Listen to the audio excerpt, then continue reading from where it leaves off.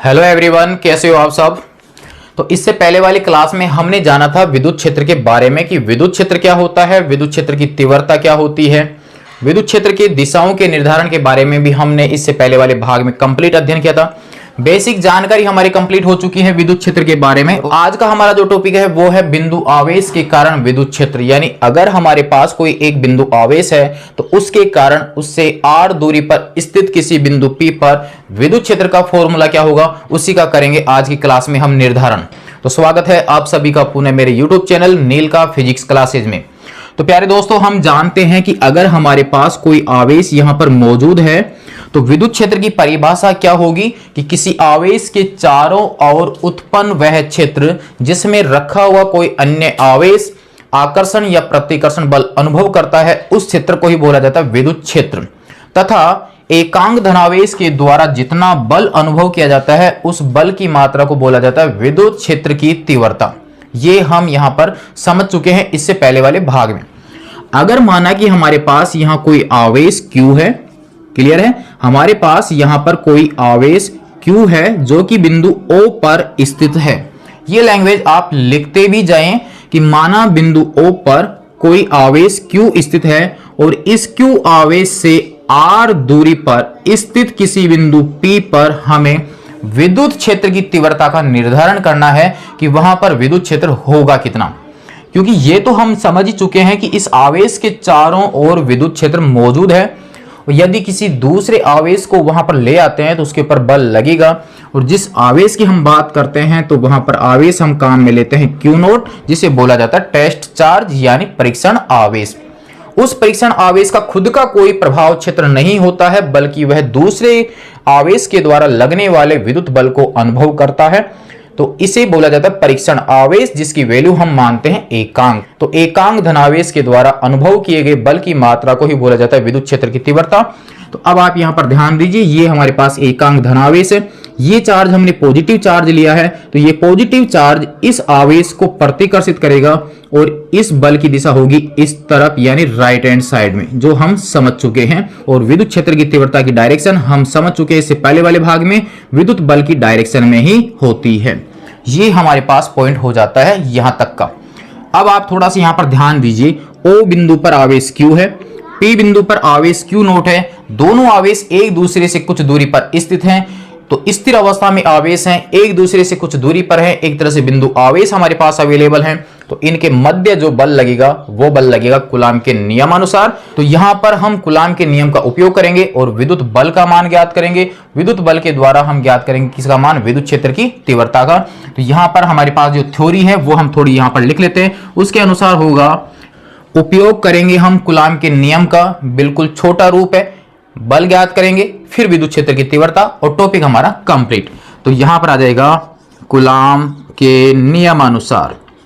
और कूलाम के नियमानुसार जो विद्युत बल लगेगा उसका फॉर्मूला हम जानते हैं, F वेक्टर बराबर होता है 1/4 pi epsilon not Q1 Q2 upon R²। Q1 की जगह हमारे पास में है Q, Q2 की जगह हमारे पास दूसरा आवेश है Q0 और दोनों आवेशों के बीच की दूरी और वो हमारे पास में है R² और यहां पर आएगा R कैप, जहां R कैप जो है वो O से P की डायरेक्शन में एकांक सदिश है या बल की दिशा में एकांक सदिश है। ये हो गया हमारे पास इक्वेशन नंबर फर्स्ट। और यहां पर एप्सिलॉन नॉट का मतलब है निर्वात की विद्युतशीलता। इसका मतलब ये हुआ कि हमारे पास यहां जो प्रोसेस चल रहा है वो निर्वात में है और यहां पर माध्यम चेंज होगा, तो ये भी कंफर्म है कि वहां पर विद्युत क्षेत्र की तीव्रता भी चेंज हो जाएगी, क्योंकि यहां पर निर्वात हमने ले रखा है तो माध्यम में मान अलग होगा, वो भी ज्ञात करेंगे इसी पॉइंट में आगे। ये हो गया हमारे पास इन दोनों आवेशों के मध्य लगने वाले विद्युत बल का मान कूलाम के नियमानुसार। तो अब हम यहां पर विद्युत क्षेत्र की तीव्रता की परिभाषा का उपयोग कर लेते हैं, विद्युत क्षेत्र की तीव्रता, जिसके बारे में हम इससे पहले वाले भाग में कंप्लीट अध्ययन कर चुके हैं। और फॉर्मूला हमारे पास में है E वेक्टर बराबर F वेक्टर अपॉन Q0। यहां से देखिए F का मान आप समीकरण नंबर 1 से रख लीजिए तो हमारे पास 1/Q0 तो ऐसे के ऐसे आ जाएगा हमारे पास। और F का मान आप यहां से रखिए 1/4 पाई एप्सिलॉन नॉट, यहां पर Q0 upon R² R cap. आप सभी जो पॉइंट हैं उनको आप नीचे की ओर कंप्लीट करें। यहां पर देखिए क्यू नोट से क्यू नोट डिवाइड हो जाएगा और बचेगा हमारे पास शेष 1/4 pi epsilon naught Q upon R square R cap. तो ये हमारे पास में विद्युत क्षेत्र की तीव्रता का फाइनल फॉर्मूला आ जाता है। E वेक्टर बराबर 1/4 pi epsilon naught Q upon R square R cap, विद्युत क्षेत्र की तीव्रता का फाइनल फॉर्मूला। अगर हम इसका लेते हैं परिमाण तो यहां पर हमारे पास में आ जाएगा के क्यू अपॉन आर स्क्वायर, जहां 1/4 पाई एप्सिलॉन नोट की जगह हम यूज कर सकते हैं के। यहां तक हमारे पास मैटर हो जाता है इसका कंप्लीट। बिल्कुल आसान था। दो बिंदु आवेशों के मध्य बल कूलाम के नियम से और एकांक धनावेश के द्वारा अनुभव किए गए बल की मात्रा या एकांक धनावेश के ऊपर इस आवेश की वजह से लगने वाले बल की जो मात्रा होती है उसे कहते हैं विद्युत क्षेत्र की तीव्रता। एफ का मान यहां पर रखा, क्यू नोट से क्यू नोट कैंसिल हो जाएगा, फाइनल फॉर्मूला गया E बराबर K Q upon R square. तो फाइनल फॉर्मूला हमारे पास में आ जाता है E बराबर 1/4 pi epsilon naught Q upon R square. और इसके अनुसार अगर हम देखते हैं इसकी निर्भरता यानी विद्युत क्षेत्र की जो तीव्रता है किसी एक बिंदु आवेश यानी Q के चारों ओर जो विद्युत क्षेत्र उत्पन्न हो रहा है उस क्षेत्र की जो तीव्रता है वो निर्भर है दूरी के वर्ग के व्युत्क्रमानुपाती। क्लियर। सेकंड जो निर्भरता है वो है इसके माध्यम पर, यानी अलग अलग माध्यम में विद्युत क्षेत्र की तीव्रता का मान भी अलग अलग प्राप्त होता है।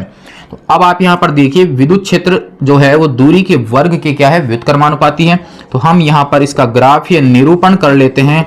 ग्राफीय निरूपण यानी विद्युत क्षेत्र की तीव्रता का दूरी के साथ परिवर्तन ग्राफ। तो व्युत्क्रमानुपाती का जो ग्राफ होता है वो हम जानते हैं, इस साइड में ले लेते हैं R और इस साइड में ले लेते हैं हम E। और व्युत्क्रमानुपाती के लिए जो ग्राफ आता है वो बनता है इस प्रकार का पैटर्न। चरघातांकी रूप से घटता हुआ एक तरह से ग्राफ बनता है जो कि दोनों ही साइडों से टच नहीं होता है।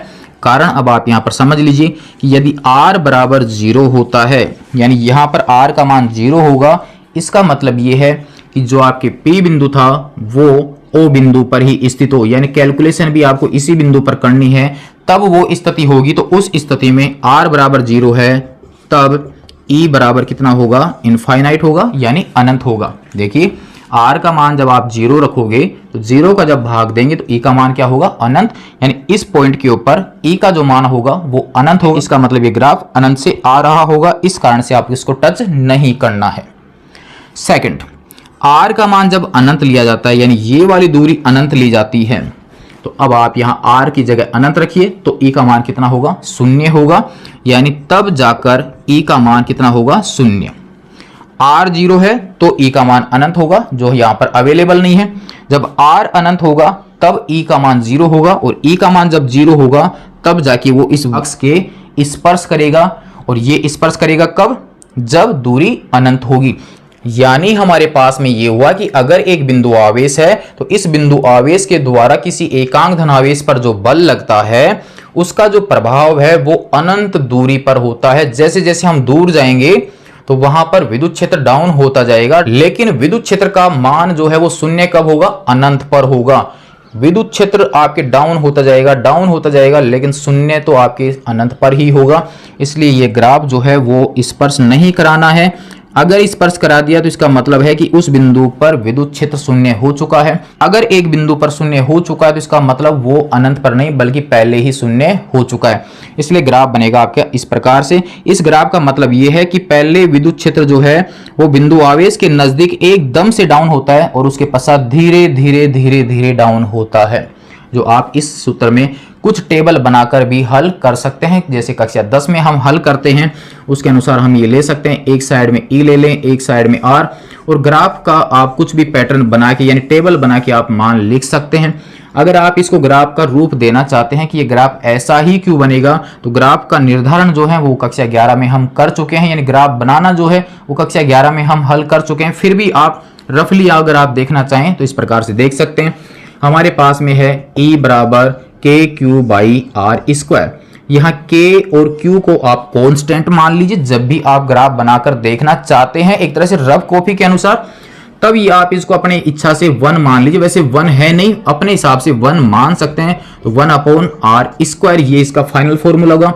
इसके अनुसार आप थोड़ा सा ग्राफ का पैटर्न बना के देख सकते हैं कि ग्राफ बनेगा किस प्रकार का। तो देखिए r का मान जब हम 0 रखेंगे तो उस समय a का मान कितना हो जाएगा, इनफाइनाइट हो जाएगा। जब आप r का मान 1 रखोगे तो 1/1 जो होगा वो कितना हो जाएगा, 1 हो जाएगा, यानी 1 की जगह 1। अगर आप r की जगह 2 रखते हैं तो देखिए 1/4 यानी हमारे पास 0.25 आएगा, e का मान 0.25। r की जगह अगर आप 3 पुट करते हो 1/3 का स्क्वायर यानी 9, तो 1 में भाग देंगे हम 9 का, तो हमारे पास में मान 0.1 के समथिंग आएगा। इसी प्रकार से आप देखिए 0 पर मान अनंत, और जैसे ही 1 का अंतराल किया तो मान डायरेक्ट ही आपके 1 पर आ गया, यानी अनंत से सीधा 1 पर आ गया। एकदम से डाउन हुआ और फिर धीरे धीरे डाउन होगा, फिर धीरे धीरे डाउन होगा। और अगर r का मान अनंत ले लेते हैं, अनंत लेंगे तो e का मान कितना हो जाएगा, 0। इसका मतलब ये है कि ग्राफ पहले एकदम से डाउन होगा, आवेश के नजदीक एकदम से डाउन होगा, और फिर उसके बाद में धीरे धीरे धीरे धीरे डाउन होता जाएगा। लेकिन शून्य कब होगा, जब अनंत पर होगा। तो ये हो जाएगा हमारे पास विद्युत क्षेत्र की तीव्रता का दूरी के साथ परिवर्तन ग्राफ किसी बिंदु आवेश के कारण। समझ में ये आ चुका है कि बिंदु आवेश से जैसे जैसे हम दूर जाएंगे विद्युत क्षेत्र की तीव्रता के मान में क्या होती है, कमी होती है। फिलहाल आप ग्राफ को नोट कर लीजिए, और ये आपकी सिर्फ समझने के लिए था, इसको आपको लिखने की कोई आवश्यकता नहीं है। फिर देखते हैं माध्यम में विद्युत क्षेत्र की तीव्रता। और यदि टॉपिक क्लियर हुआ तो अन्य दोस्तों को सेंड कर दीजिए ताकि उनका भी टॉपिक कंप्लीट हो सके। नोट कर लीजिए यहां तक। तो अब यदि एग्जाम में आपको माध्यम में विद्युत क्षेत्र का मान पूछा जाता है इस पॉइंट से रिलेटेड, तो ही आपको बताना है, अन्यथा आपका यहां तक का टॉपिक कंप्लीट हो जाता है। फॉर्मूला स्थापित कीजिए और ग्राफ बना दीजिए तो आपका टॉपिक कंप्लीट हो जाता है। हमने यहां पर इसको नोट करके लिखा है कि नोट आपके एक्स्ट्रा पूछा जाता है तो आपको उसमें बताना है, अन्यथा आपका यहां ग्राफ तक काम कंप्लीट हो जाता है। अब हम यहां पर ज्ञात कर लेते हैं कि माध्यम में विद्युत क्षेत्र की तीव्रता कितनी होगी। माध्यम में विद्युत क्षेत्र की तीव्रता, तो देखिए हमारे पास यहां पर है EM, माध्यम में निकालेंगे, ये निर्वात में था तो हमारे पास आ जाएगा 1/4 पाई एप्सिलॉन, क्योंकि माध्यम की विद्युतशीलता एप्सिलॉन होती है। यहां पर Q अपॉन में आ गया r², और जब भी हम माध्यम की विद्युतशीलता लेते हैं तो हम जानते हैं डाइलेक्ट्रिक कांस्टेंट वाले टॉपिक से हम जानते हैं एप्सिलॉन बराबर होता है एप्सिलॉन नॉट और एप्सिलॉन r। यहाँ एप्सिलॉन r की जगह आप कैपिटल K भी यूज कर सकते हैं, जिसे आपेक्षिक विद्युतशीलता बोलते हैं। दोनों में किसी भी सिंबल को यूज कर सकते हैं। तो आप यहाँ एप्सिलॉन को हटाइए, उसकी जगह ये वाला मान पुट कीजिए। देखिए हमारे पास माध्यम में विद्युत क्षेत्र का फॉर्मूला हो जाएगा 1/4 पाई एप्सिलॉन नॉट और एप्सिलॉन r। यहाँ एप्सिलॉन को हटा दिया और उसकी जगह एप्सिलॉन नॉट एप्सिलॉन r लगा दिया। बाकी का मैटर सेम आपके पास सेम ऐसे कैसे रहेगा। यहाँ पर 1/एप्सिलॉन r को आप अलग कर दीजिए तो हमारे पास बच जाएगा 1/4 पाई एप्सिलॉन नॉट Q/r², और ब्रैकेट में जो राशि है वो राशि देखिए आपके पास ये वाला फॉर्मूला बन जाता है। इसका मतलब ये हमारे पास आ जाता है E/एप्सिलॉन r, और ये आ गया माध्यम में विद्युत क्षेत्र। तो यहाँ से हमारे पास क्या स्पष्ट होता है, EM बराबर हमारे पास में है E/एप्सिलॉन r। और इस फॉर्मूले के अनुसार हम जानते हैं कि किसी भी माध्यम का जो प्राविद्युतांक होता है वो हमेशा 1 से क्या होता है, अधिक होता है।